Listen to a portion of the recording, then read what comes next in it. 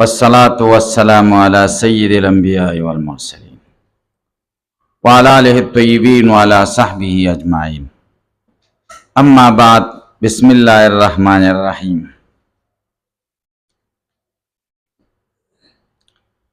کتاب الایمان په ابتدا کې حضرت امام بخاری رحمه الله خپل دو دعوی ثابتای. یو دعوه دا د چې ایمان مرکب دی او دویمه دعوه دا د چې ایمان کې زیادت او نقصان راځي. اوله دعوه کې رد دی په متکلمین او مرجعو چې هغوی د ایمان د ترکیب قائل نه دي،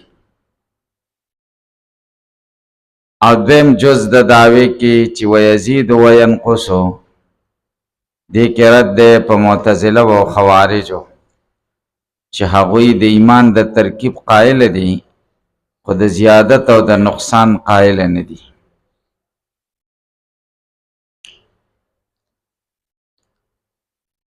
اته آیاتونه او 15 د صحابه او آثار ذکر کړي د ایمان په زیادت چې ایمان زیادت ثابت ہے. چې د ایمان زیادت ثابت شي نو ورسره د ایمان نقصان هم ثابتېږي، ځکه د زیادت او د نقصان په منځ کې نسبت د تضاد دی، تقابل د تضاد، او تقابل تضاد دی ته وایي چې د یو محل صلاحیت د یو مقابل محل صلاحیت د دې لري چې متصب شي په دې بل باندې. کم شی چې په زیادت متصب کیږي هغه به په نقصان هم متصب کیږي، نو اثبات د زیادت ته اثبات د نقصان هم دی. نو اتو آیاتونو کې تیر درس کې اولنې آیت مونږ ذکر کړو لیزدادو ایمانا مع ایمانهم. دویم دلیل د دې وزدناهم هدا، دا دویم آیت دی. دا آیت کریمه سورہ کہف کے ذکر دے دا اصحاب کہف مبارک.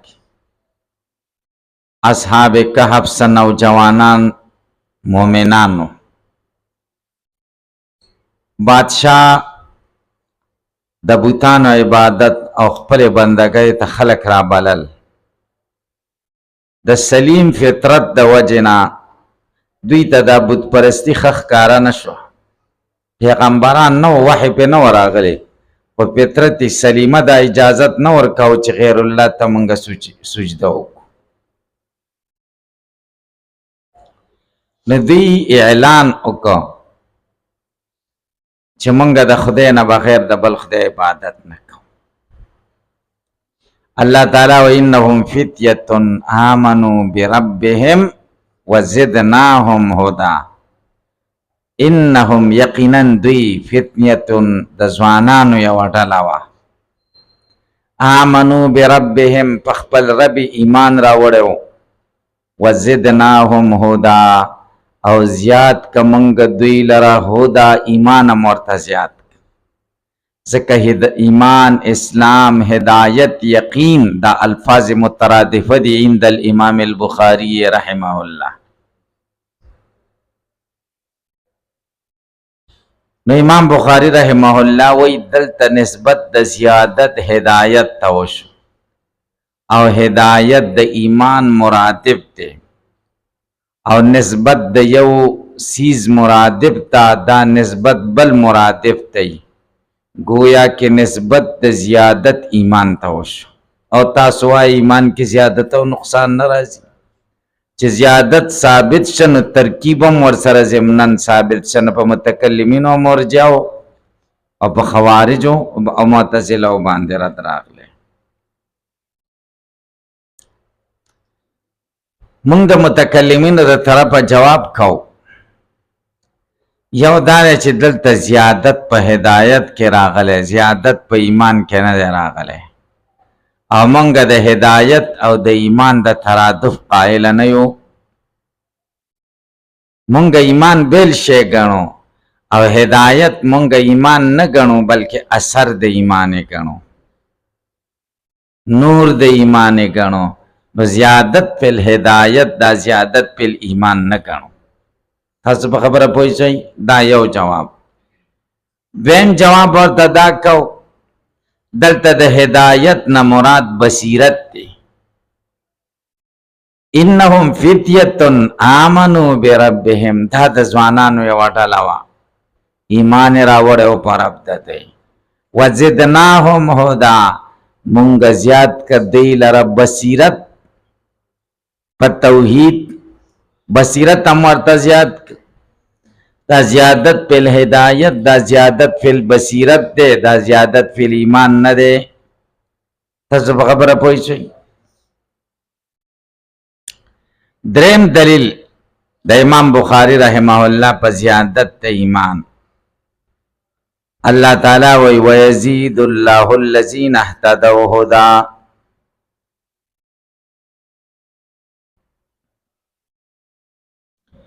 زیاتی الله تعالی هغه کسانو ته چې په سمه لاري هدا هدایت ورته زیاتی هغه کسان چې په سمه لاري خدای دوی له هدایت زیاتی دا دریم آیات شي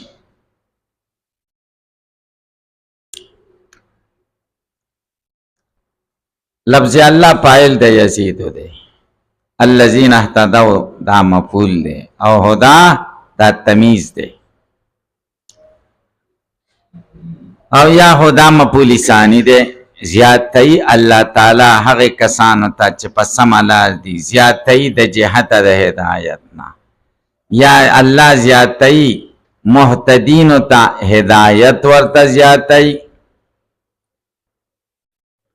دلته نسبت د زیادت چاته وشي امام بخاری وای هدایت ته نو نسبت د زیادت هدایت ته دا نسبت د زیادت ایمان ته دی نو داوا ثابت شو چې ایمان یزید و ینقص نو مونږ جواب خو د متکلمینو د طرفه چې دلته ثابت شوی دی او نسبت د زیادت راغلی د هدایت ته او مونږ د هدایت او د ایمان د ترادف قائل نه یو ځکه هدایت مونږ ایمان نه ګڼو بلکې دا اثر او کیفیت د ایمانی ګڼو څلورم آیت والذین اهتدوا زادهم هدى وآتاهم تقواهم هر کسان چې په سمه لار دي زادهم هدى خدای زیاتی دوی ته هدایت وآتاهم راولی دوی ته تقواهم تقوا د دوی ورکی دوی ته پر تقوا د دوی بدله د تقوا د دوی خدای ورکی آیت کریمه کې نسبت د هدایت دی ته شوی الله دی ته هدایت زیاتی او زیادت د هدایت دا زیادت د ایمان دی نو مونږ بیا جواب کوو چې هدایت اثر د ایمان دی په خپل ایمان نه دی پنځم آیت ويزداد الذين آمنوا ایمانا دا سورة الاحزاب کې دی غالبا کنا دا آیت سورة احزاب کې دی کنا ويزداد الذين آمنوا ایمانا ها سورة مدثر کې دی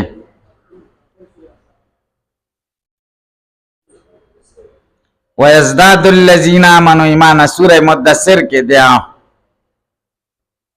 الله تعالی وی مونږ په جهنم باندې 19 ملائکه مقرری کړی دي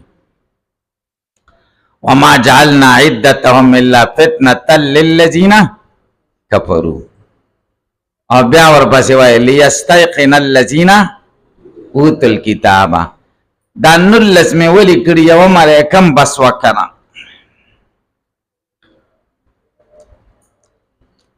دا 19 مې ځکه کړی دي چې د مؤمنانو چې د اهل کتابو یقین زیات شي یقین به داسې زیات چې تیرو کتابونو کې لیدلي دي چې دوزخ باندې څو ملایکې مسلطې دي 19 چې قرآن کې 19 راشي نو دوی به پوه شي چې دا د خدای کتاب دی یقین به د هغې خلکو زیات شي چې راشي چې کم خلک د کتاب خاوندان دي ویزداد الذین آمنوا ایمانا او مؤمنانو ته به دا زیات کی ایمان به ورته زیات کی څه به ورته زیات کی ایمان به زیات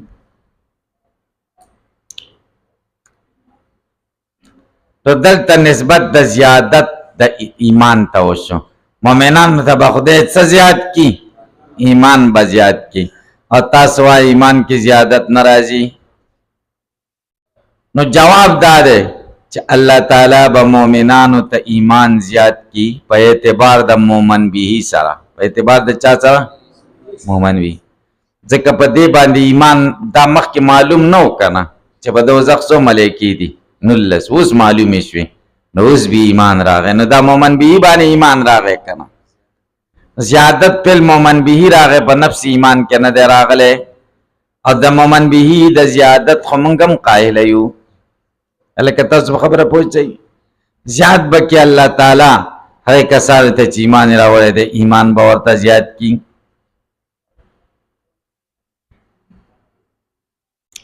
وقوله عز وجل یا دا قول د خدای قوله کی ضمیر خدای ته راجع دی او عز وجل دا دواړه پهلونه دي عز غالب ده وجل او لوی ده الکه پوه شئ عز وجل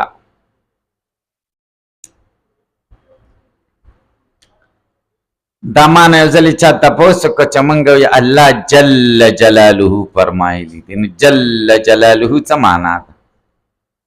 نو ما ورته جل پیل دی او جلاله یې فاعل دی نو معنا الله فرمایلی دی الله جل چې لوی دی جلاله شان ده جلال شان لوی دی لکه به پوه شئ یا الله سبحانه و تعالی فرمایلی دی الله سبحانه و تعالی سبحت سبحانه و تعالی سبحانه مفعول مطلق ده د سبحتو د پاره دام پیل شو جمله پیلیه شو تعالی پیلیه شو الکه ودا سے حال کی چوچت دی دلته اعتراض ده چې دا 15 آیاتونه مخکې ذکر کړه هغه کې قوله تعالی هغه کې اول کې قال الله تعالی ویل کنا او د دې 15 نه وروسته وقول عز وجل ویل دي ایتونه مند کې دي نور مند کې ونه ویل دا ولې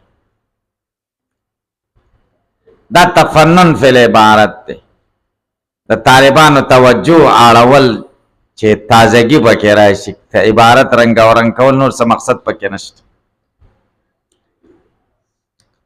ایکم زادت هذه ایمانا ایکم زادت هذه ایمانا چې کله د قرآن آیاتونه راشي نو منافقین یو بل ته وایي ایکم کم یو دی په تاسې کې زادت هم هذه چې زیات کړی دی آیاتونو دلره ایمان زیات کړی دلره هذه دغه آیاتونو ایمانا ایمان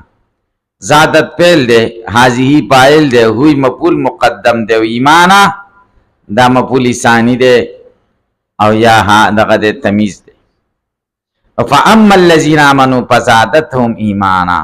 ها کسان چې ایمان راوړي فزادتهم دا صورت یا دا آیاتونه زیات کی دوی لره ایمان ایمان ورته زیات کی آیاتونه ایمان زیات کی نو دلته زیادت نسبت ایمان ته وشو کنه امام بخاری وای زما دعوه ثابت شو منګه دی ته وای کنه دا خو په وخت د نزول د آیاتونو کې د دې ایمان زیات او آیاتونه خو مومن به دی کنه هغه چې زمونږ ایمان نو دا زیادت په ایمان نه دی بلکې زیادت په مومن به کې دی زیادت په کیفیت د ایمان کې دی او د کیفیت د ایمان د زیادت څنګه نه یو منکر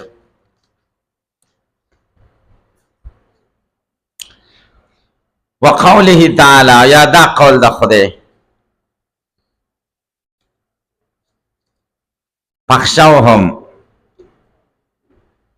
فزادهم ایمانا فخشوهم فزادهم ایمانا وقالوا حسبنا الله ونعم الوکیل. دا څلورمه مبارک دی. کله چې د احد غزا وشوه مسلمانانو ته پکې ډېر تکلیف ورسېده او یا صحابه شهیدان شو او داسې زخمیان شو. نبی کریم صلی الله علیه وسلم هم سخت زخمی و. ابو سفیان په مشرۍ د کافرانو ډله لاړه واپس، جنگ ختم شو. د مدینې منورې نه یو 8 میله لرې ځای د حمراء الاسد هغې له ورسېد. ابو سفیان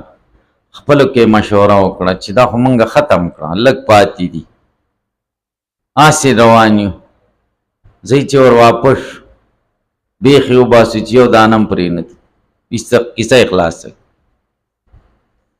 رسول الله صلی الله علیه وسلم ته د وحی په ذریعه معلومات وشو چې حمراء الاسد له ځان رسوه او هغه کسان به در سره ځي چې چا احد کې شرکت کړي، ځکه د احد نه خو څه خلک را واپس شوي وو که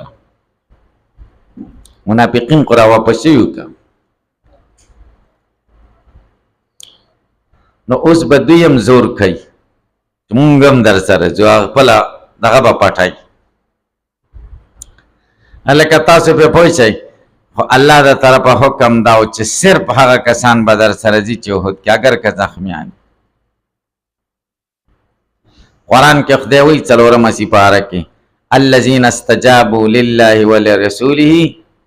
الذین استجابوا لله والرسول من بعد ما اصابهم القرح.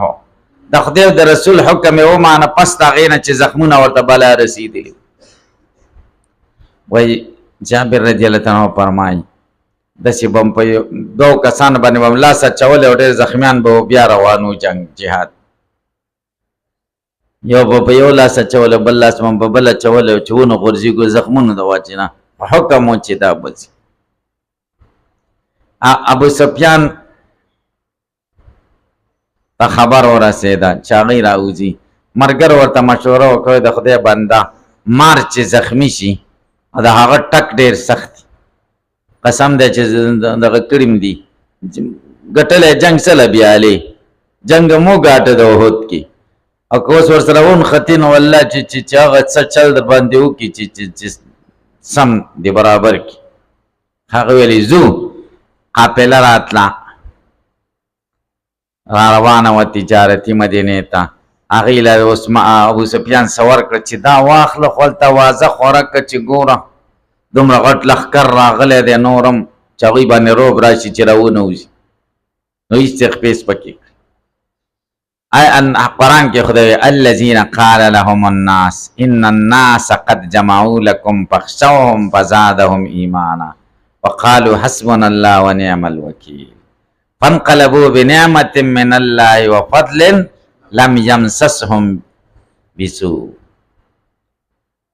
الذين قال لهم الناس مؤمنان هغه خلق دي قال لهم الناس یو سړي ورته وویل، سړي نه په ناس سره تعبیر وکړو. ان الناس قد جمعوا لكم کافران خو تاسو ته را جمع شوي دي که نه غورور نه شئ. فخشوهم هغوی نه ویرېږئ فزادهم ایمانا دی خبرې د هغوی ایمان مضبوط که وقالو حسبنا الله ونعم الوکیل. حسبنا الله ونعم الوکیل دا رسول الله صلی الله علیه وسلم فرمایي چې حسبنا الله ونعم الوکیل دا کلمه ابراهیم علیه السلام ویلې وه چې کله کافرانو اور ته اچاو دی ویلې حسبنا الله خدای حفاظت وکړو. او رسول الله صلی الله علیه وسلم ویلې وه چې کله ورته دشمنان را جمع شو چې ان الناس قد جمعوا لكم نو نبی علیہ السلام او مؤمنانو ویلې حسبنا الله ونعم الوکیل الله موږ له کافي دی او ښه کارساز دی. نو ګورئ فزادهم ایمانا زیاد که دې خبرې دوی ته ایمان نسبت د زیادت ایمان ته وشو نو ایمان کې زیادت راغی او تاسو وایئ چې ایمان مرکب هم نه دی او قابل د زیادت هم نه دی. موږ جواب کوو چې ایمان خو پکې مخکې و خو دلته د ایمان نه مراد اثر د ایمان دی چې جوش او خروش دی. فزادهم دې خبرې زیات کړ دی لره ایمانا، جوش او جذبه نور هم زیاته شو. او جوش او جذبه دا اثر د ایمان دی، ایمان نه دی. چیرې اثر او کیفیت د ایمان. وقوله یا لکه دا قول د خدای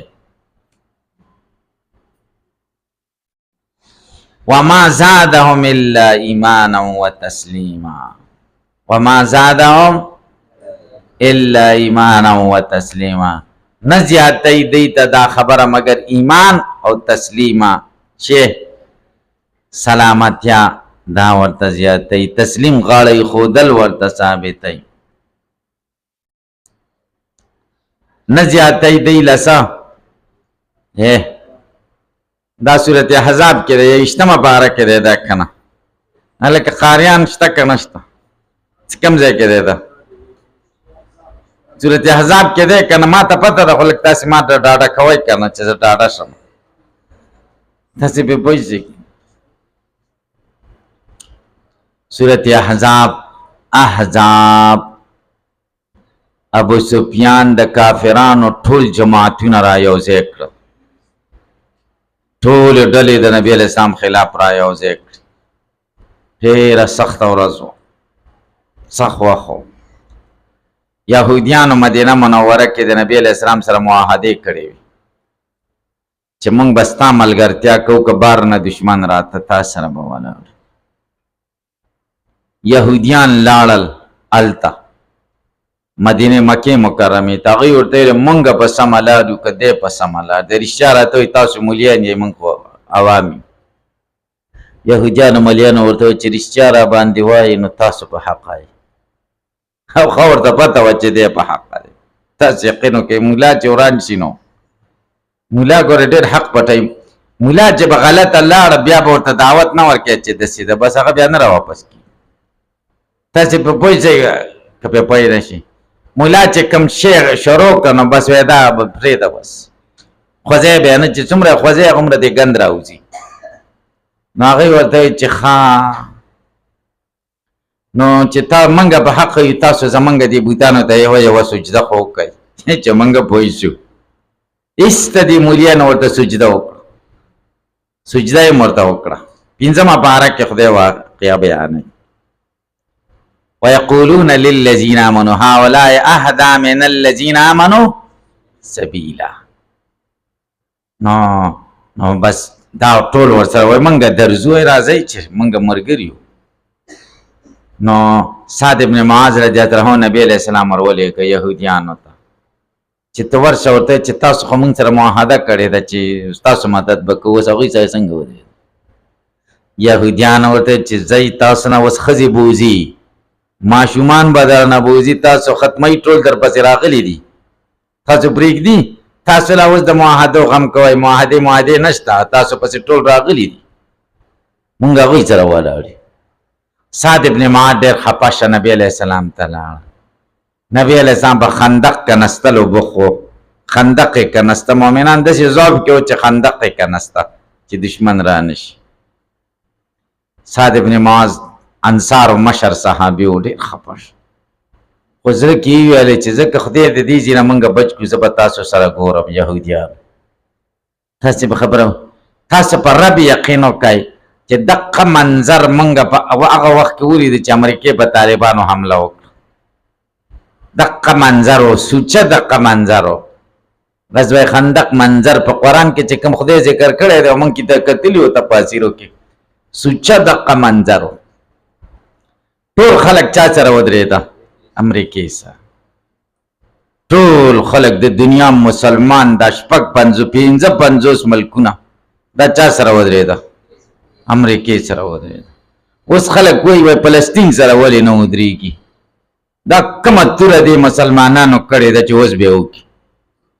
عبید الله سیندي رحمه الله د هند د ازادۍ دپاره ټولې دنیا سفر کړی، ټولې دنیا باندې کړی. هغه وایي صرف روس ماته ویلي چې موږ در سره ولاړ یو. مسلمان یو ملک ماته نه دی ویلي چې انګریز په خلاف تا سره موږ ودرېږو. مسلمان نه باید دا تمه نه کوي چې تاسو جغرافیه تقسیم چې کافرو کړی دی چې دا پلان کې ملک دی دا دم دې دپاره کړی چې یو بل سره ونه درېږي چې تا به وجني دی به وایي زما کار نه دی زما خپله مسله ده دا به وایي دا د پلان کې ملک مسله ده زمونږ دا تقسیم کافرو مسلمانانو کې څه دپاره کړی همدې دپاره کړی چې یو په بل نه ورځي تاسو په خدای یقین وکئ حرم شریف کې یو کس د مصر او موږ سره دغه شو نو موږ پټکي تړلي وو ډېر ښه پې ولګېدلو نو موږ سره خبرې شروع کړي نو ما ورته وویل چې تاسو سره خو دغه سرحد لګېدلی دی دغه د فلسطین مسلمانانو له ولې لار نه ورکوئ سترګې ډکې شي وایي والله لا املک لهم الا الدعا قسم مې دی وایي په ربي چې د دعا نه بغیر زمونږ هېڅ هم وسه نه کېږي حکومتونه د امریکې او د اسرائیلو حکومتونه دي تاسو یقین وکړئ چې دا اسرائیلي حکومتونه دي دا په دنیا کې چې دي مو اسلامي ملکونو کې دي چې په دې یقین وکړئ یقین هغوی سره مسلمانانو نماینده حکومتونه نه دي هغوی د خپلو حکومتونو د بقا دپاره هر څه کوي والله چې خپلې ښځې پې وتې کوي قسم په خدای چې دا خپلې ښځې پې وتې کوي اوس خو به پردی جینکۍ ورته راوستي دا به پردی خو خپلې دي که نه رعیت خو خپله لوري که نه چې څوک خپله ښځه ورکوي خپله لور ورکوي که نه نو هغې نه به بیا څه ګیله نو دا خلک چې کم دی یهود دا بس سعد ابن معاذ ویلې زه بس تاسو خوښ شم که د دې نه خدای ویست لس زره لښکر راغلی او لس زره او ګورئ طالبانو باندې چې امریکې حمله کوله چند کسان صرف طالبان هم تری ته ورک شو سړی پوه نه شي څه مړه شو څه جیل ته لاړل او څه بس ورک شو سره پته نه لګېده بې سره بې ساما هېڅ هم ورسره طالب دې ویلی نه شو چې زه طالب یم پټکي خلکو لرې کړل پټکی چا پسولی چې تاسو په خدای یقین وکړه دلته به مونږ بازار له تلو پټکی به هم نه تاړه تاسو په خدای یقین وکړئ ستاسو نه شي یاد پټکی دې دلته نه شو تړلی نو بل ځای کې خو لرې خبره نو سعد ابن معاذ رضی الله تعالی عنه زخمی شه غشی راغی دی ولګېده په دې ځای ولګېده په دې ورون ولګېده رګې وشلېده پخوا خو دومره ډاکټرانو دا نه وکړه بس جنگ ختم شو غزوه ختمه شو خدای باد راوالوزاو ډېر سخت وه خو الله تعالی وایي چې وبلغت القلوب الحناجر وتظنون بالله الظنون هنالك ابتلي المؤمنون وزلزلوا زلزالا شديدا إذ يقول المنافقون والذين في قلوبهم مرض ما وعدنا الله ورسوله إلا غرورا خلق زړونه خولې ته راغله دومره تنګ شو او منافقین په خدای ګمانونه کول چې دا څنګه چل دی او دا دوکه ده دا د وعده چې موږ سره کوي چې فتح راځي دا دوکه سلی راوالو ته څه عجیبه سیلی وه د دوی خیمې په مخه کړې د کافرانو او دوی دیګونه باندې کړي وو غوښې پکې وې اوښان یې حلال کړي وو دیګ مخکې دی او دوی ورپسې منډې وایي لاړه هر څه سم تیز باد راغی سترګو ته یې وغورځېده بس شکست راغی فتح مسلمان ته خدای ورکړه سعد ابن معاذ زخمی دی مسجد نبوي سره ورته خیمه ولګوله چې څوک یې تپوس له راځي نو چې اسانه یې کور نه سخت اساني نو نبی کریم صلی الله علیه وسلم خو ډېرې ورځې تېرې کړې وې کور له نه و راغلی که نږدې خندق نږدې دی کور له نه و راغلی جامې یې اچولې وې د جنګ زغرې یې اچولې وې او ګردونه غبارونه پې و چې کور ته راغی نو جامې یې ویستلې غسل خانې ته ننوتو جبریل علیه السلام راغی وایي څه کې وایي دا د جنګ جامې وباسمه وایي کومې ملایکې چې خدای رالېږلې وې هغوی خو د جنګ جامې نه دي ویستې تی څنګه وباسي وایي څه وکړم وایي زه بنو قریظه ته ورځه بنو قریظه د یهودیانو باندې حمله وکړه نبی علیه السلام راووته صحابو ته وفرمایل مازدیګر مونځ به هېڅ کم نه کوي مګر به بني قریظه کې به کوي ټول به ځان رسوي مونږ قضا کېده چا ویلې قضا دي چې خو مونږ ته نبي علیه السلام ویل چې بنو قریظه کې به کوي چا قضا که غولته وکړو او چا ویلې چې د نبي علیه السلام مقصد دا دی چې تیز ځای نو په لاره کې وکړي دې ته اجتهاد وایي دواړه صحیح وو بنو قریظه نه محاصره واچو هغوی سره مذاکرات وشو مذاکرات دا و چې موږ به په دغه به حکم را کوزیږو. د سعد ابن معاذ خو مشر و او د هغوی یهودو سره ډېر ښه مراسم و.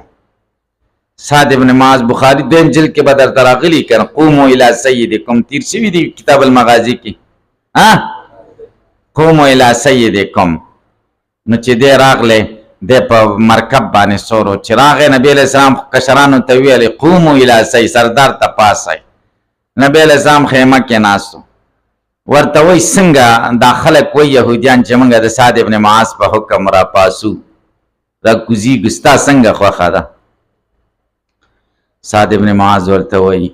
زه چې څه فیصله وکړم د ټولو به خوښوي، وایي د ټولو به خوښوي. بیا یې ویلې نه د ټولو به خوښوي، مقصد رسول الله صلی الله علیه وسلم وایي د ټولو به دا فیصله وي. نبی علیه السلام پوه چې نبی کریم صلی الله علیه وسلم د الله د رسول به هم دقه فیصله وي چې تا کومه فیصله وکړه. خو وایي زما دا فیصله ده چې ټول دې ونیولی شي، کم چې بالغه دي د هغوی نه دې سرونه کټ کړی شي او کندو کې دې ګزار شي، ښځې چې کومې دي دا دې وینځي شي، او نابالغه هلکان چې دي هغه دې ټول دغه شي، غلامان شي. دا فیصله سوه چې د نبي کریم صلی الله علیه وسلم مخ د خوشحالۍ نه پړقې ده. او ته حکمت بحکم الملک، تا داسې فیصله وکړه چې دا د عرش د مالک فیصله ده، د عرش د مالک دا فیصله خوښه. 400 یا 450 یهودیانې سرونه قلم کړه او کندلې وغورځوه. تاسو به پوه شئ که به پوه نه شئ. نو دا ځای الله تعالی هغه باره کې نازل کړی دی وما زادهم الا ایمانا و تسلیما. نه زیاتی دی له دا سختي او تکلیفونه مګر ایمان ورته زیاتی و تسلیما او غاړه ښودل ورته زیاتی چې پیغمبر هر حکم ته غاړه ږدي. سعد ابن معاذ دعا غوښتې وه خدایه که د مکې والاو سره بل جنګي نو ما ژوندی پرېږدي، او د هغوی سره که جنګ نه وي پاتې نو ما شهید کړي د دې زخم نه. هغې زخم نه خدای شهید کړ. عایشه رضی الله تعالی عنها فرمایي نبی کریم صلی الله علیه وسلم او ابوبکر او عمر مې لیدلي چې په چغو چغو یې ژړل او ګیرو کې اوښکې را بهېدلې چې سعد ابن معاذ شهید شوی او رسول الله صلی الله علیه وسلم خپو په نوکو روانو. چاته تپوس وکړه ولې؟ و 1000 ملایکې د سعد ابن معاذ جنازې ته راغلي دي، نو خپې د ایښودو ځای نشته. او رسول الله صلی الله علیه وسلم فرمایي یو رومال په جنت کې د سعد ابن معاذ د دنیا او د ماپیها نه غوره دی. تاسو په خبره پوهېږئ که نه پې پوهېږئ؟ نو وما زادهم الا، نو دلته نسبت د زیادت او چاته ایمان ته زیادت ثابت شو. نمنګ جواب کو دا زیادت په اثر د ایمان کې دی. وما مخکې ایمان خو پکې مخکې وکنه وما زادهم نه زیاتی دی ته الا ایمانا مگر اثر د ایمان چې هغه شجاعت او بهادري ده و تسلیم او غاړه ښودل بس دی.